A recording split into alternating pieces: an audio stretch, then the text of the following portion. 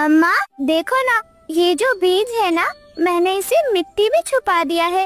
ये कोई आम का बीज है जो मुझे पीछे जंगल में कोने में पड़ा मिला था।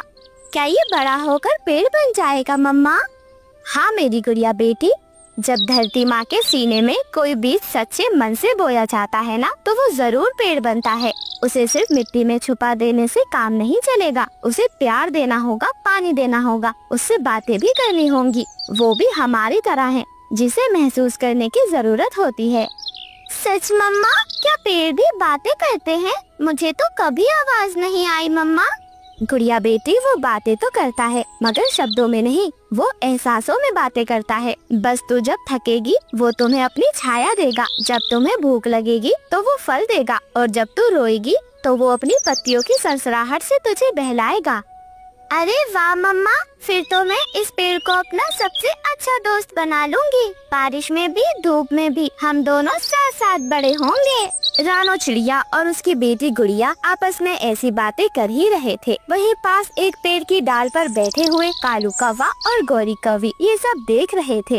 कालू कौवा, जिसकी आवाज हमेशा तानों से भरी होती थी, और गौरी कौवी की आंखों में हमेशा जलन ही भरी रहती थी। गौरी, देखा तुमने, ये दोनों माँ बेटी तो जैसे फिल्म में जा रही हो। बारिश में बीज बो रही हैं। अरे बुद्धू कहीं की, इस मौसम में तो बीज सड़ जाते हैं। पक्षियों को घर की चिंता करनी चाहिए, पेड़ उगाने की नहीं।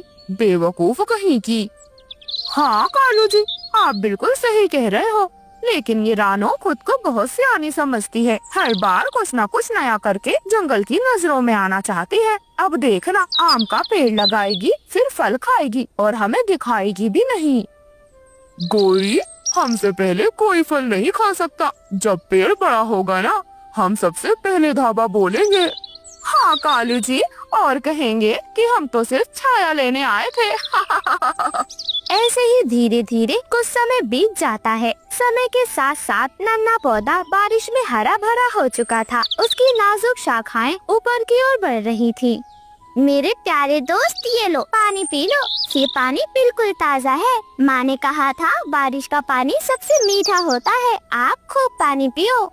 अरे गुड़िया बेटी, तुम तो मेरी बेटी नहीं बल्कि किसी बाग की माली हो। देखो बेटा, जितना तुम इस पेड़ को दोगी ना, ये तुम्हें लौटाकर उससे ज्यादा देगा। और एक दिन तुझे देखकर पूरा जंगल कहेगा, ये वही आम का पेड़ है जो गुड़िया ने उगाया था।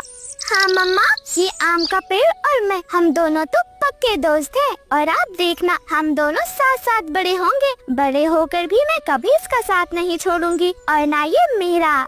एक रात जब रानो चिड़िया और उसकी बेटी गुड़िया अपने घोंसले में सो रही थी, उसी रात तेज मूसलाधार बारिश शुरू हो जाती है।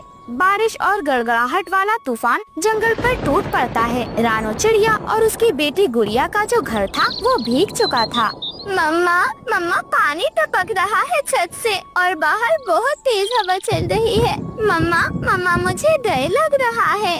डरो मत गुड़िया बेटी, मैं हूँ ना आपके साथ, लेकिन हमें कुछ करना होगा। अब ये छत और ये घोंसला हमें बचा नहीं सकता। हमें सूखी जगह ढूंढनी होगी गुड़िया बेटी।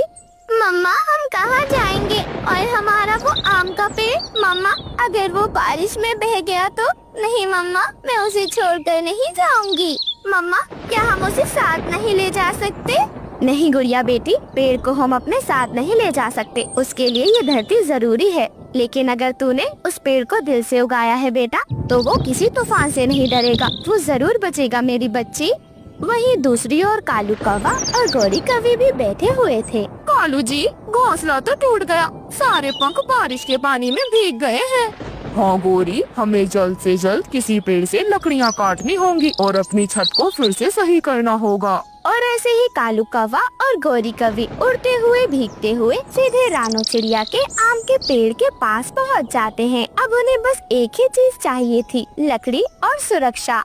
गौरी, चुपचाप एक डाल काट लेते हैं। रानो को तो पता भी नहीं होगा कि पेड़ कितना बड़ा हो गया है। वो तो कहीं अपने घोंसले में दुबकी बैठी होगी अपनी छोटी सी चिड़िया के साथ।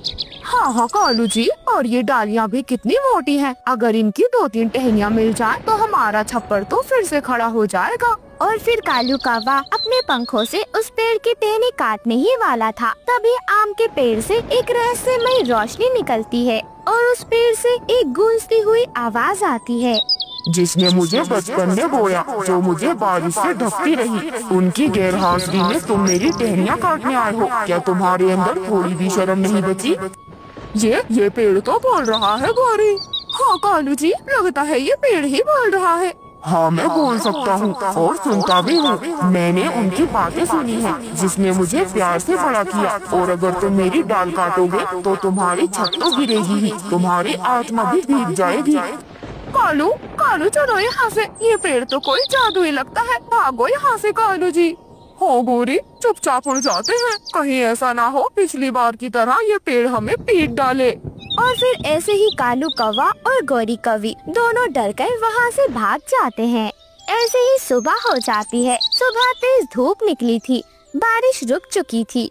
अपने पेड़ की छाया में रानो चिड़िया और उसकी बेटी गुड़िया, साथ में बंटी कबूतर और मिठू तोता, वह सब साथ में बैठे हुए थे। अरे रानो, तुमने तो सच में कमाल कर दिया। जब सारा जंगल भीग रहा था तब तेरी बेटी गुड़िया का लगाया हुआ पेड़ हमें आराम दे रहा था। हाँ, हमने तो सिर्फ ऊंचाई देखी थी, तूने जड़ें बोई थी। तेरी मेहनत अब सबके लिए छाव बन चुकी है। इतनी तेज धूप में हमें इस पेड़ से बहुत सहारा मिला है। सच में रानो, तेरी बेटी गुड़िया तो कमाल की है। मिठू भैया, बंटी भैया, मैंने कुछ भी नहीं किया। ये सब तो मेरी गुड़िया ने किया है। इसने एक नन्हा सा बीज बोया था, उसी ने हमें ये घर दिया। जब हम दिल से प्रकृति से रिश्ता जोड़ते हैं तो वो भी हमारे लिए तैयार हो जाती है। मम्मा, क्या मैं इस पेड़ को गले लगा सकती हूँ? ये पेड़ मेरा सबसे अच्छा दोस्त है मम्मा। हाँ गुड़िया बेटी, ये पेड़ आपका सबसे अच्छा दोस्त है और हमें पेड़ों से दोस्ती करनी चाहिए, उनका ख्याल रखना चाहिए, क्योंकि पेड़ हमें छाया और साथ दोनों देते हैं। और मम्मा, मीठे फल भी देते हैं। हाँ मेरी गुड़िया बेटी।